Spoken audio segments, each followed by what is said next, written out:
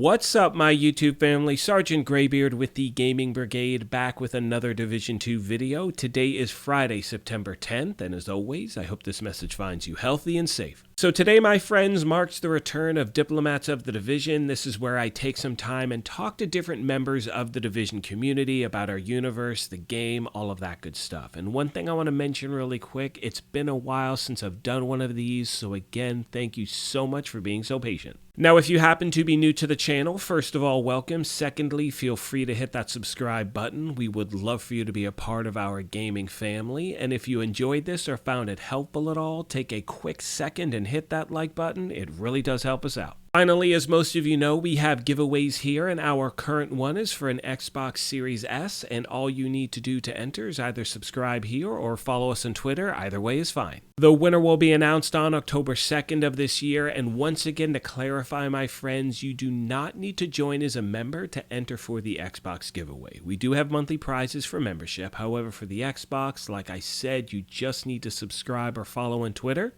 Having said that, let's get into today's video. So my first and only guest today truly needs no introduction for those of you that are familiar with the Division universe. He has been making videos since the first game. He is known throughout the community for making some of the best discussion videos out there. Here's my conversation with Rogue Gold. All right, hello, my wonderful and amazing Division YouTube family. Sergeant Graybeard here, and I am finally bringing you back an episode of Diplomats of the Division. This is something I've been wanting to bring back for a long time, and I promised you my first guest back would be someone in the community we all love, appreciate. His work is amazing. Rogue Gold, thank you so much for being here today. Thank you very much for having me. I am honored to be the guest that's first up coming back. I feel like there's a little bit of weight on that, but I'm ready to carry it. And I feel like you're a very positive corner in the community. So I appreciate being considered and invited to this. Thanks for having me. Thank you so much. And I want to say on a personal note, thank you for being so patient, because I don't know the number. You know, you kind of, when you start, like, there were so many times I'm like, yeah, man, let's do it. Here we go. And then an hour before, hey man, it's Graybeard, I can't make it, or like a week before, whatever it is. So again, your patience, understanding, you know, life happens, all that stuff. So again, that's what I was about to say. Life happens. Don't worry about it. We're here now. That's what matters. You and I were speaking a moment ago before I started recording, and we were saying, God, we could just play video games all day long, all day. It'd make things so much easier, you know? It does. It does, right? So the first question I like to ask anyone who comes on the show is, as a gamer at heart, so we're going to get into your content creation and all of those things in a moment, but as a gamer at heart, what is it about the Division franchise for you that sets it apart from, you know, other games you've played in the past? I think that it would have to be how I feel like the Division has something to offer truly almost for anyone, any type of gamer. Like I myself, I'm sure people who watch me know that I really enjoy looter shooters in general, but in this game, what made me fall in love with the Division was the PvP and the concept of the dark zone in the first game and all of that. And so that's what I enjoy the most. Right. But, you know, there's some people who play Division and they just go around and take pictures, either with photo mode in the second game or in the first game, just however they can. And they make stuff out of that. And that's like all they enjoy doing. And I feel like there's people like that. There's people who only enjoy doing raids in Division 2. And so, you know, it's certainly a tough job on Massive to try and make a game that appeases to those dozens and dozens of types of people. But I think all of those things, right? Yeah. I think it's just really cool that there's, you know, that many options for people to enjoy things in the game. Yeah, it's amazing. You know, and one thing I hear from a lot of people, I'm sure you do as well at your channel, is there's something about the game that brings you back, you know, regardless of if you stepped away for a while or if you know, let's say you're burned out on farming something or whatever it may be.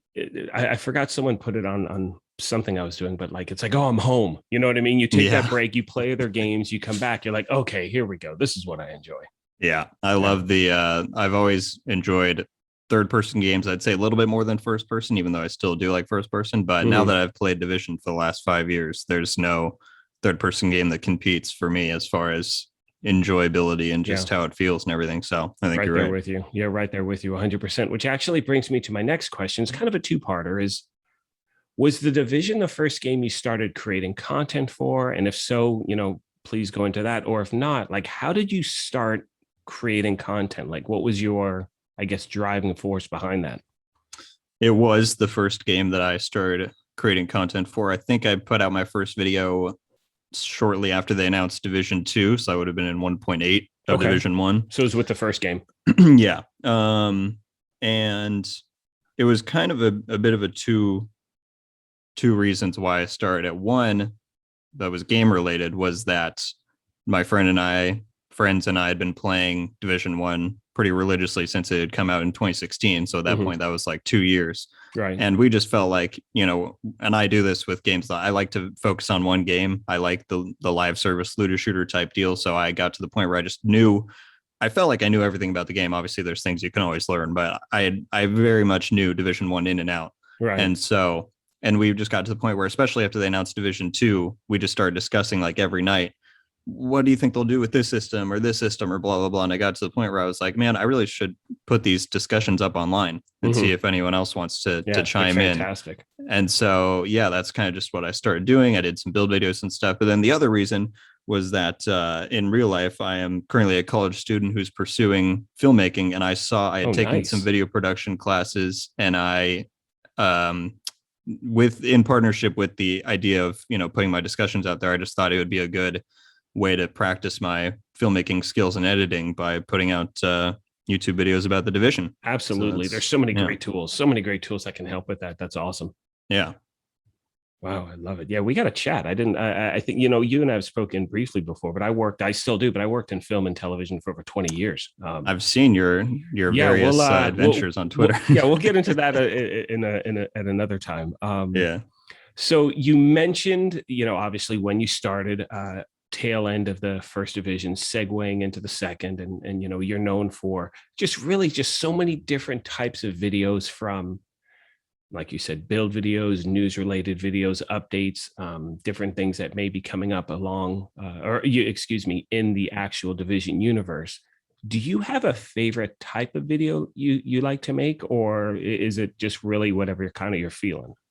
Well, like I said, I definitely started the channel on a discussion-based platform, and I will still always love doing discussion videos and like speculation videos on, certain things for the future. But I would say that more recently, especially in the last few months since we got the Division universe announcement, I have really enjoyed doing more news-based stuff when we have some sort of news to talk about, because I feel like there's a lot of misinformation being spread around right now, because either some people just aren't aware of what's going on with the future, or they're just uninformed about what's actually happening. And so I have actually really enjoyed putting out, news, like official news based stuff, and talking about like what's been confirmed to what's happening in the future. And I get comments of people saying, oh, I actually didn't know this was what was going on, so thanks for doing that. So I just like, that's awesome. I like dispelling the misinformation, I suppose, which maybe is a little self-centered, but well, no, but I think it's important, and I'm one for, if there are people who like receiving their information in different ways, there are people who like,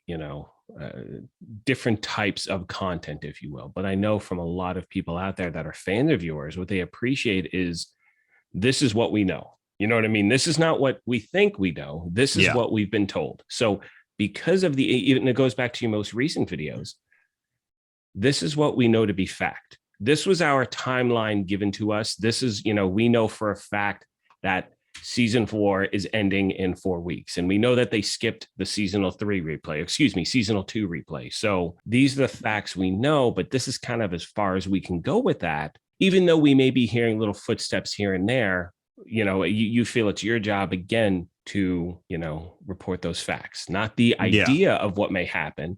We can talk about our hopes, but as far as what you're letting people know, I know that's what people appreciate. And I'm always very clear about when I go from talking about that kind of stuff to into my own speculation, because I think it's very important to create that divide. And so the balance of those two things is fun for me to walk between. I mean, it's funny you mentioned that. I had something where I've said on a few videos where I'm and again, this is all speculation, and I say that just this is speculating. We know we have the Division movie coming out.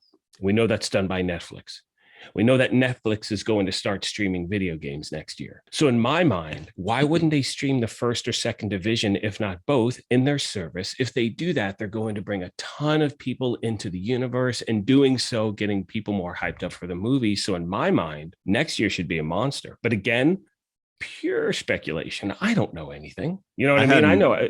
Yeah, I read that announcement that they were doing the streaming, but I hadn't even considered that. That would be Some really cool because I because think I'm they thinking, don't they also have that Assassin's Creed movie on there, yep, so that's yep, Ubisoft as well. absolutely. So And I the could see thing that. is, there are a lot of complaints I know in the community about, oh, we need new content. We need to, and look, we do need new content. That's for another day. We'll get into that some other time. But there are, and I don't know if you get this at the channel, I do at mine, where it's a lot of new players.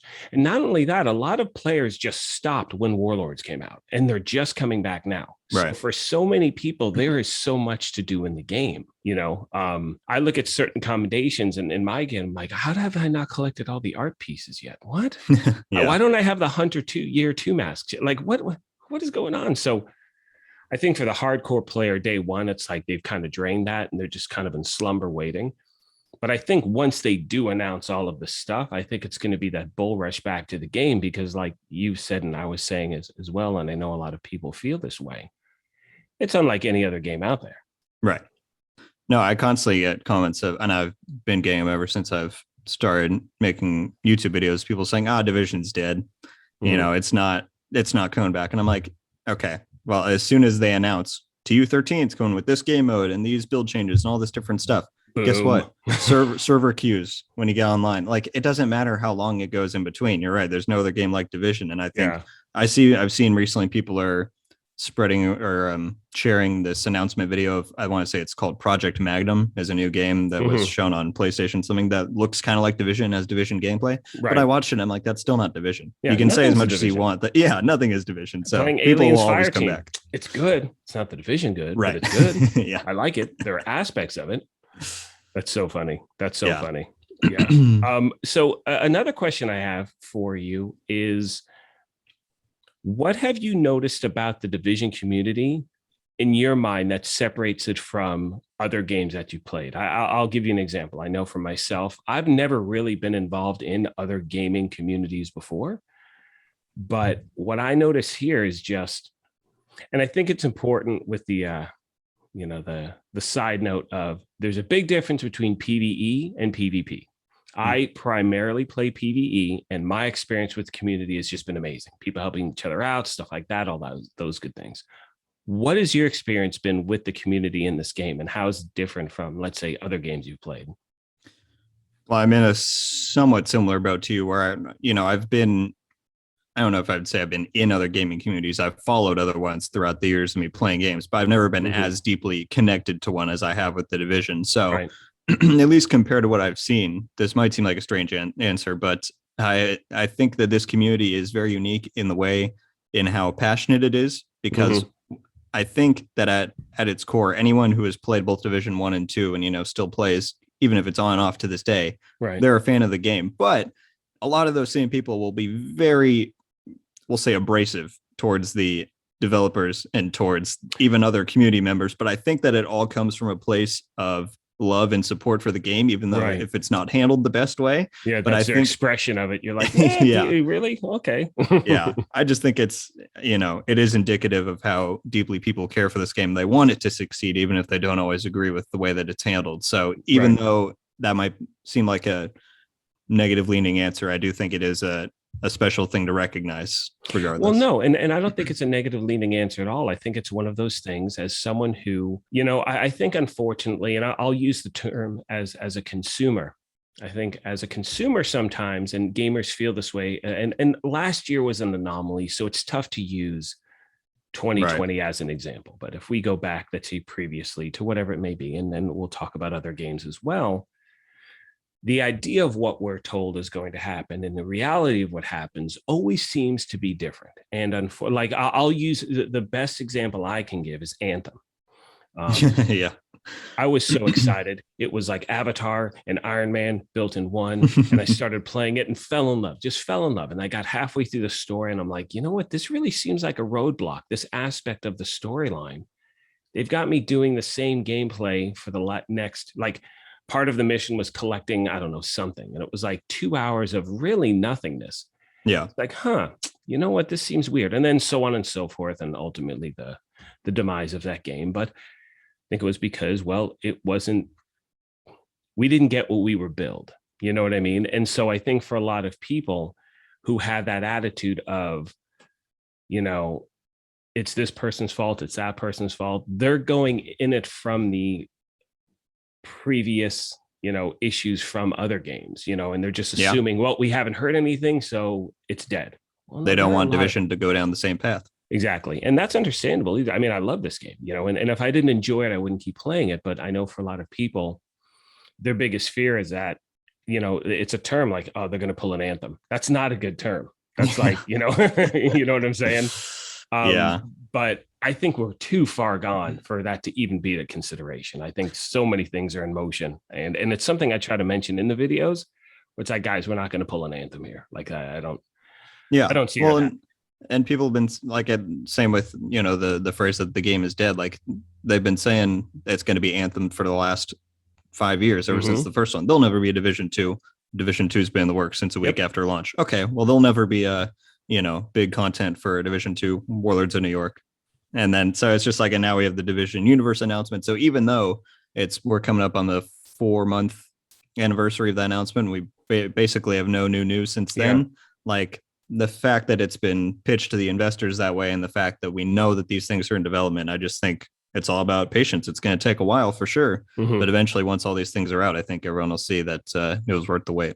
Question for you. What do you think? My thoughts are that a lot of these things that we are going to be getting at the end of this year, I think we should have gotten, meaning not should have. I don't mean that like, gimme. I mean that as in, because of last year, because of the pandemic, because of everything going on. I think these were things that were slated in many ways. Like, who's to say that Codename Nightmare wasn't supposed to be, Heartlands? Who's to say that, certain things that were planned? Because there's no way, and this is just my opinion, I would love to hear yours, but Heartland was announced, and the closed testing was what, 5 months ago, let's say.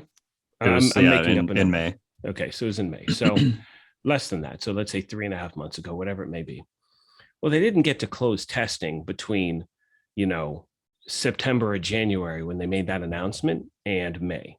This is something they've been working on for a long time. Oh, yeah. So in my mind, I'm thinking that this is unfortunately something that got put on the back shelf. It could have been, Codename Nightmare. It could have been planned for the end of, the year last year. But again, I don't, just trying to work remotely from home, like trying to get my 9th grader on Zoom is one thing. I couldn't imagine trying to program a game. You know what I'm saying? Like, right, so there's a lot to computers. It. So, yeah. Heartland is I've thought about the same thing, and Heartland's a tough one for me to figure out, because I think that obviously we know Red Storm is the developer behind it, and they were working on the Division 2 up until TU6-ish, which was like October of 2019. Somewhere between then and Warlords, they bounced, or they were moved off to Heartland by Ubisoft, or however that decision-making process worked. So I don't know how long. I don't know. I feel like 2 years, because it's been about 2 years since they left Division 2, a little less. I feel like that is a reasonable amount of time for them to develop a free-to-play game, but I don't know how that works. So maybe it could have come out sooner if they had, if the pandemic hadn't happened. But it is interesting to think about what might have been.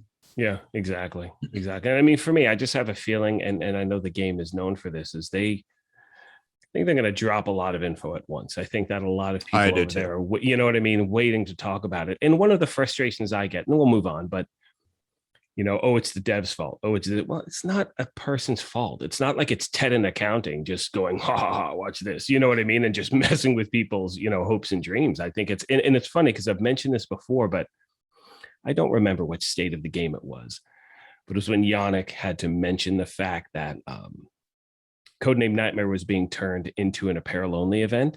Right. And I swear, Gold, you could see, when he had to say that, you could see the pain in his soul face. his soul left his body for that moment. Like, and that's the one thing that, drives me a little bit crazy. And I get it. I get with gamers being frustrated, but at the same time, the people who work on the game want the same thing. They want the best possible game. It's a direct representation of their work. It's not their fault that things change.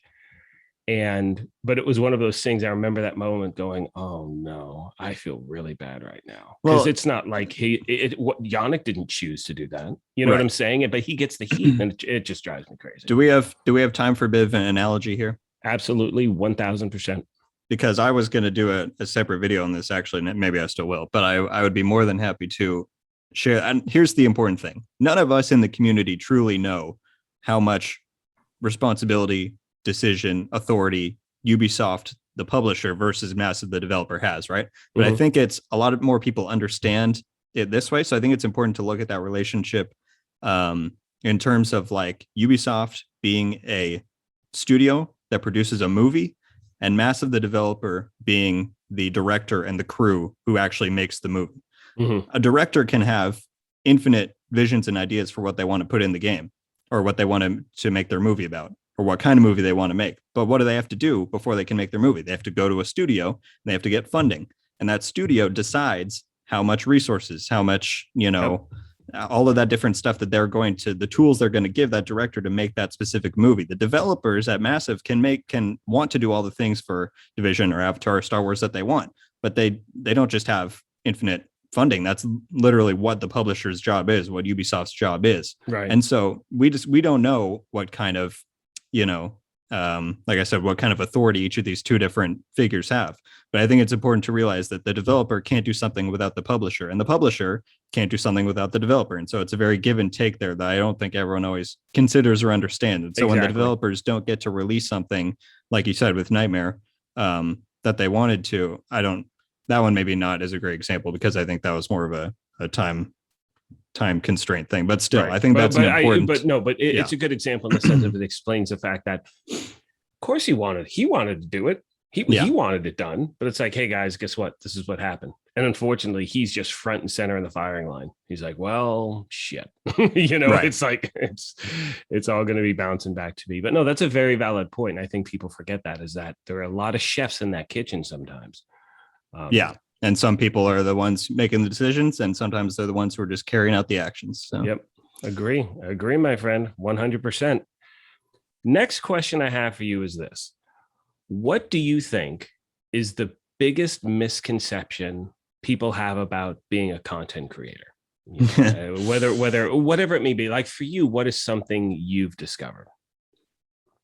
I've discovered that a lot of people just instantly assume that if you're making videos on YouTube, you're trying to become the next, I don't know, huge thing. A good example. Ali, the next biggest YouTuber, and just become a multi-billionaire and just, live the rest of your life in luxury. Yeah. I'm not saying that I necessarily don't want that to happen. I don't think anyone would turn that away. Let's start with that. Right. If it happens, cool. But I don't go into it saying, oh, my goal here is to not make money. Like, sure, I want to, this is a side thing for me. I'm a full-time college student, and that's my primary focus, but I do this on the side. But I didn't start it with the goal of making money. I started it with the goal of, I love the game and I want to talk to more people about it.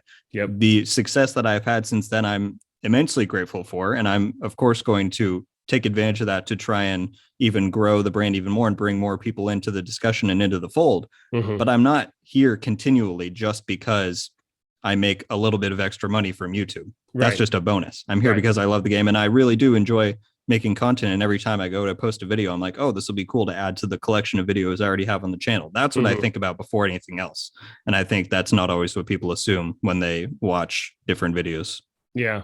Yeah, I agree 100%. The two things I get the money thing. People say, oh, you're just making all this money. I'm like, dude, my last video made me $7.13 right. And it took me 3 hours to record, and it's gotten like 1,200 views. So please, just let's not go there. But secondly, one thing I heard early on is, well, you're just saying this about the game because you're in their pocket. Like they're paying you to say this. It's like, again, see answer A. I made, $7 over 3 months on a video. Yeah. That's not getting paid, man. That's highway robbery. Like if we were getting paid by Ubisoft, we would want to be working for them, probably not doing videos pretending like we're not working for them. Right. Exactly. And so the thing is that's one misconception I get a lot is, oh, you're working for them. You're only saying that because they're paying you. They're not. I'm not. And they're not. Trust me, they're not. And it's one of those things that like yourself, just started it because I love this game. I love the community. And I began when the ban wave hit. So that was my first video on. Oh, really? Yeah. Bans and rollbacks. And that's an interesting time to join in. Well, and a lot of, and also going back to something you said before is, when the game, everyone says the game is dead.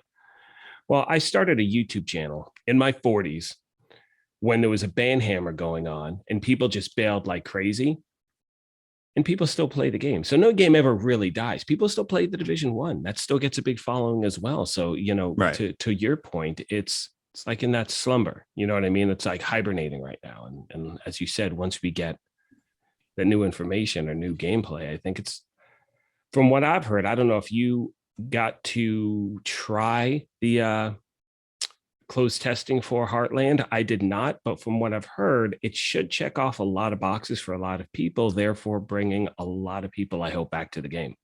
I'll say this. Well, to the question of if I was involved, can't confirm or deny. Got it. But I will say that not a day passes, and I want people to hear this, not a day passes where I don't think about and become even more excited for whenever Heartland will finally release. Mm-hmm. Even if I won't say I play it. Even if I hadn't played it, we'll just say, right. I just can't wait for it to come out so I can like just day after day make new videos to help people and talk about it and all that. I'm just so excited for a new experience. La, la, la, la, la, la. So excited. Yeah, like just, like there's nothing. I still very much enjoy talking about Division 1 and 2, but to have a new experience come out and just be able to make new stuff on it and all this different stuff, I just can't wait. I'm super excited. That's awesome. And that kind of answers my next question, which is, what aspects of the future are you looking forward to with the future of the franchise? But I think, that's really it. And I know that's for a lot of people. It's just that someone asked me the other day on a live stream I was doing is it worth buying the Division 1? Now they played the Division 2 and I was like, oh my gosh, yes. Yeah. Buy it. Well, is there too much to do? Yes. And buy it. Meaning it's unlike it's, take a little while to get used to the mechanics or whatever. Division 1 was fantastic. Division 2, the storyline, everything was great. Do we wish certain things were different in the game? Absolutely, 100%. I wish there was a survival type mode in the second game, but whatever. Games have to progress and evolve. I get that. But even moving past that, to have something new that was created for this universe, to me, it just sounds so good, and I can't wait to see it. Yeah, I think undoubtedly I'm most excited for Heartland in regard to your question, but I'm also very excited when I'm assuming by summer of next year we'll probably have Heartland and mobile out.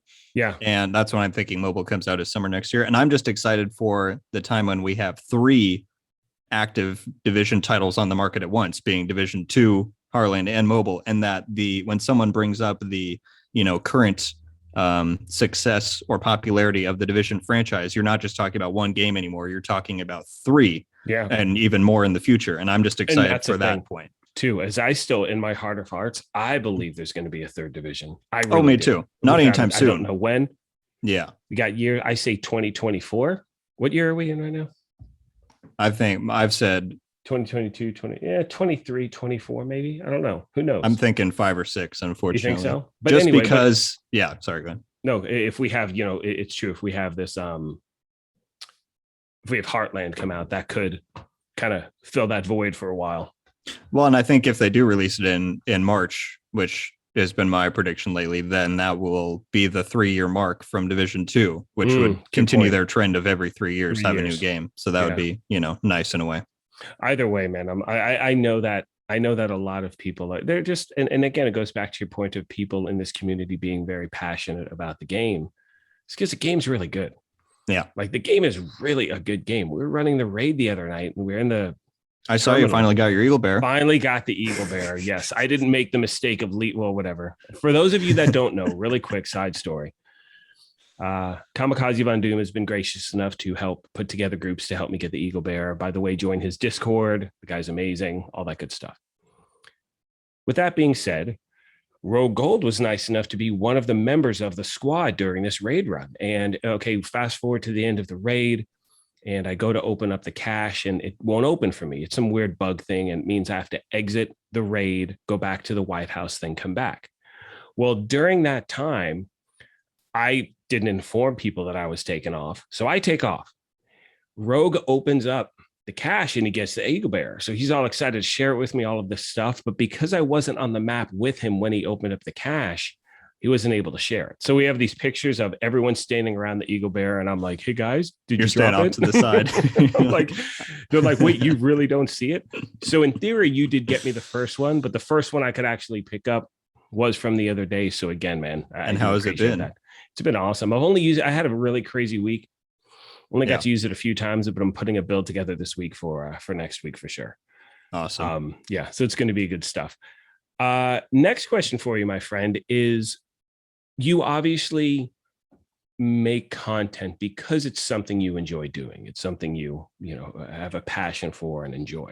Yeah. What are some of the comments that, I don't want to say that keeps you motivated to keep going, because you're going to keep doing this no matter what, and you've got a great talent for it and all of that. But what are some things you hear that really help you,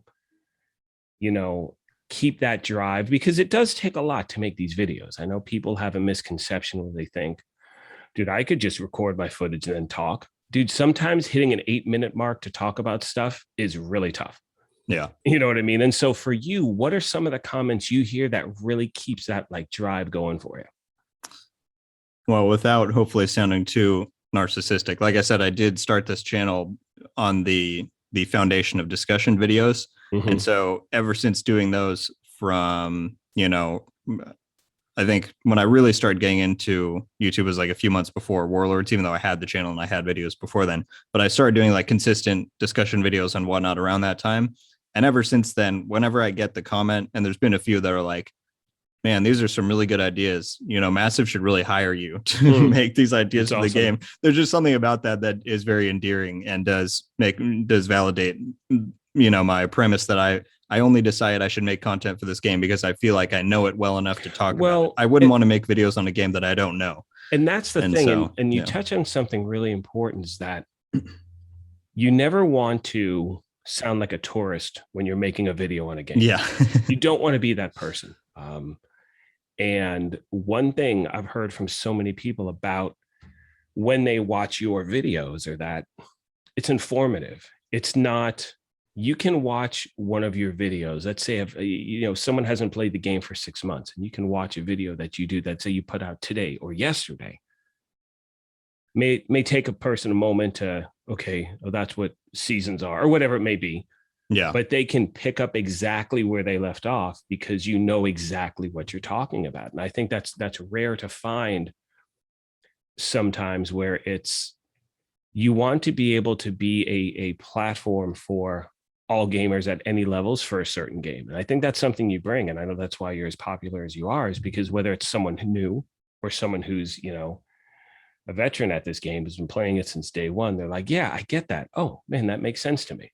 And that's a great thing. I love it. Yeah, that's why I strive for. So I appreciate you picking up on that. Oh yeah, without a doubt. I mean, it's awesome. The content you create is absolutely fantastic, as I've said. Thanks. So has creating content for you changed how you look at video games? Now, I assume if you're like me, being a content creator, you're always recording what you're playing. Like, it's just going on no matter what sometimes. If that's the case, maybe not, let me know. But has it changed the way you've played video games? And I don't mean how you put a video together, but how you just look at a game or play it or whatever it may be.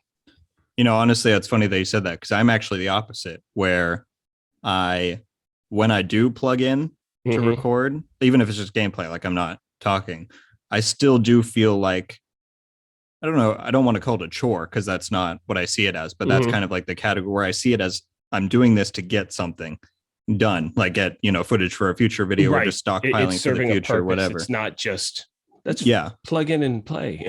So yeah, when I do plug in, I do feel an added sense of responsibility or like purpose to what I'm doing. Like I need to get something done, whereas I'm not just, sitting and relaxing and enjoying playing. So there is a bit of a divide for me, but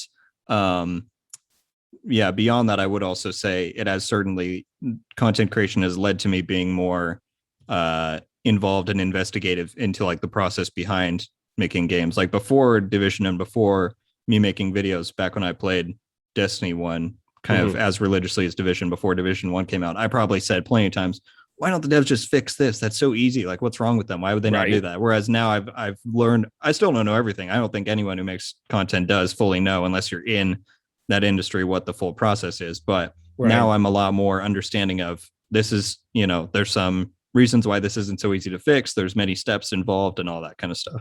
Yeah, it's crazy to think. And I don't know if you saw or if anyone else out there on one of my previous episodes of Diplomats, I tricked Dempsey on, and she's an expert. That was a great interview. That was awesome. Thank you so much for saying that. And she's, an expert game designer over at the division.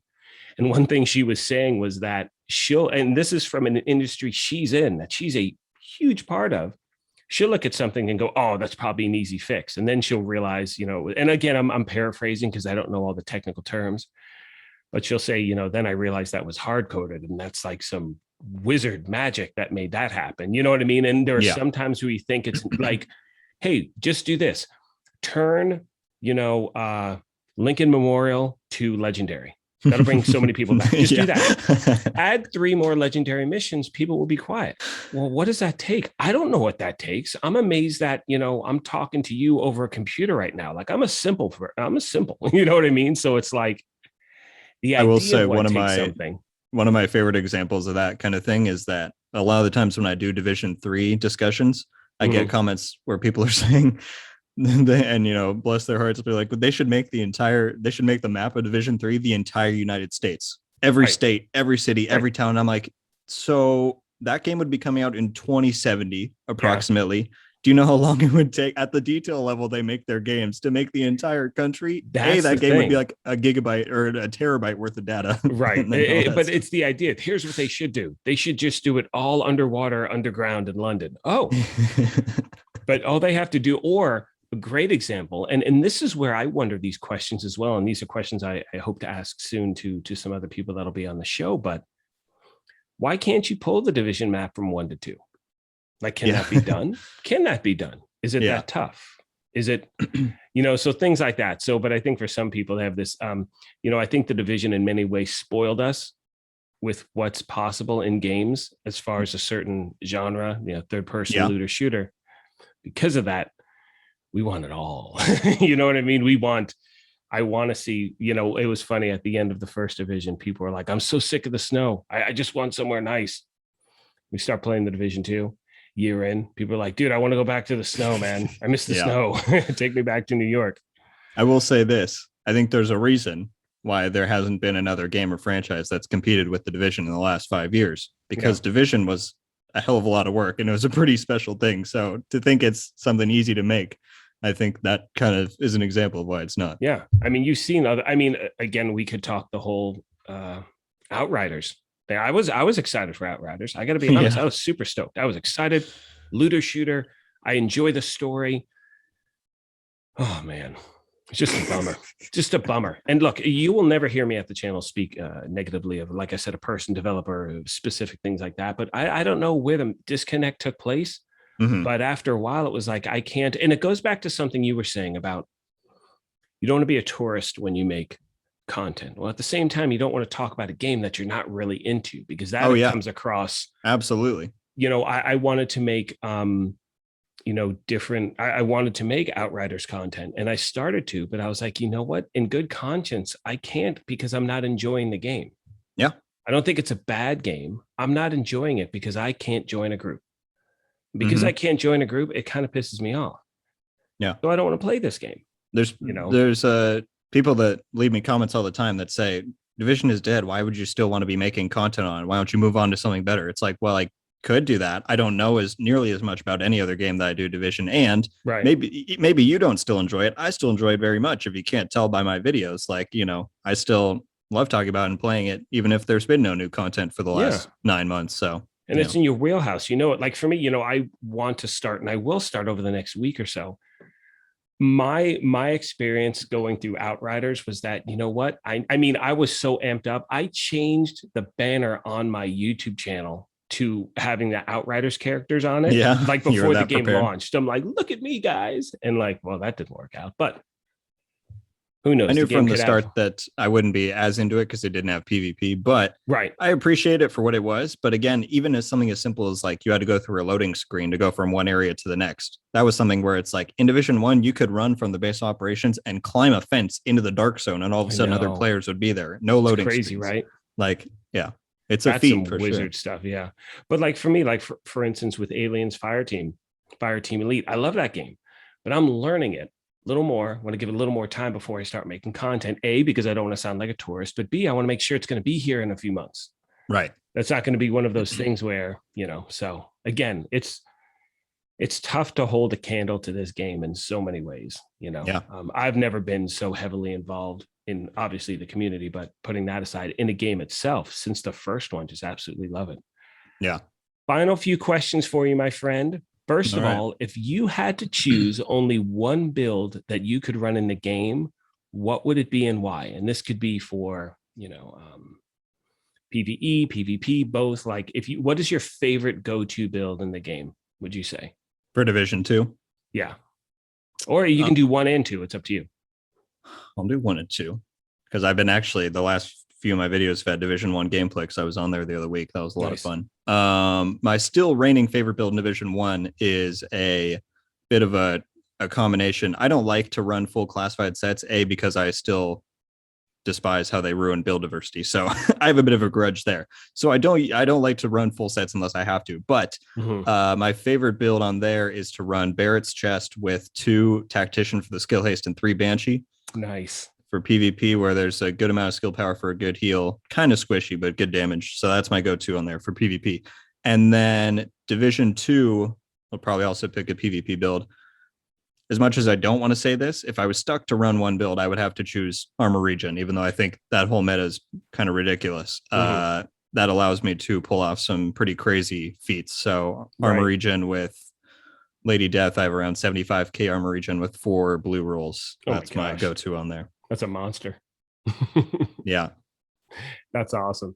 And really quick, it's so funny you talk about the first game with Barrett's chess piece. I remember it took me first of all, running Lexington Event Center over and over again with a crew that knew what they were doing. So much fun. Just so much fun. Like, I love that mission. There's something nostalgic to me in gaming about, like, I don't necessarily love the system where you can get any exotic from anywhere. I kind of like there being targeted sources. And so I do remember when that drops. Yeah. Me and my one friend got it pretty quick, but our third friend, we lost him in Lexington for a good 2 weeks. We'd be playing Dark Zone. He would be in our party silent for hours because he's just running it end on end on end. And finally he got it and he just screamed out one day and we knew that it happened. That was like with me when I got Big Alejandro in the DG. Like it took me forever to finally get that LMG. I called my wife. I'm like, honey, it happened. She's like, what happened? And she just hung up when I told her. I'm like, oh, she doesn't get it. Yeah, they don't get it. That's so funny. But yeah, no, there's something about that synergy, working in a group, things like that I absolutely love. Yeah. Final question, my friend. Besides the Division, can you name a game that changed how you look at video games entirely? And it can be something recent. It can be something for your childhood. Like for you, what was it about games that made you really, I guess, love video gaming, love playing? I would say that would have to absolutely be World of Warcraft for me. Yeah. I played video games before that point when I was a younger kid, but it wasn't until I saw an ad on TV of some giant panda running around and fighting orcs in World of Warcraft, which was the Mists of Pandaria expansion at that time, that I was like, well, I got to try that out. And that was like that was so complicated for me and my family to set up on my computer when I was like, I would have been 11 or 12 years old. But finally we got it running and it was just like, have you ever played World of Warcraft? Yeah. So, and it was just like to see all those different people and to be able to do these different activities with people. I spent that was probably 2 years of my life was like just dedicated to that game. I loved, my absolute favorite thing was I played Alliance was just shouting out in the middle of Stormwind for people to group up with me and we would go raid, do world PvP at like Undercity and Silver Moon to just go and kill the bosses there and get that achievement, get that mount, like that kind of stuff you just don't find in other games. So that was absolutely what changed my perspective on gaming, because it went for me playing these kind of small standalone games to some big experience. That's absolutely what led me to loving the looter shooter genre, because I do enjoy console more than PC. So first then I went to Destiny and played that, and that's like an MMO light, I guess you would call it, where you can do similar stuff like that. And then ultimately what led to the Division. So I have World of Warcraft to thank for that, and I will always love that game. Yeah, it's awesome. I love it. Yeah, that's great. You know, I never got into it as much. For Yeah. me, I like had a period of, I mean, and I've pretty much always been a console player. Yeah. For me, I have to say the game that I don't even know. Actually, no, I know how it happened. One of my good friends really wanted this game for Sega Genesis, Fantasy Star 3. Uh-huh. He's trying to find it anywhere. He couldn't find it. And I remember being at, oh gosh, this toy store out here. It's like KB Toys or something crazy. I'm trying to remember the name of the toy store. But anyway, they had one left. And so I bought it. I'm like, yeah, now I have it. Cool. I was like, what am I going to do with this game? I don't like games like this. And I remember playing it. And I'd never been invested in a game like that before because, you know, you're building your character and you're leveling up and your HP and all of these things. And so it was an RPG. Yeah. And it opened up an entirely new world. You know, for me, I love playing, obviously, the different Nintendo classics or Sonic or Altered Beasts or certain things because Sega was the bomb. Like when I was a kid, like that was what you had, Yeah. And running into this game or just discovering, I credit my wanting to make my friend jealous of having a game he didn't into getting me into realizing what was really possible, with games. And I've always been into film and I knew that's something I always wanted to get into, but I never realized you could have that type of, story arc in a game, in a video game. Yeah, absolutely. As compared to traditional media. Yeah. You got that A and with most games, it's A to B and you're done.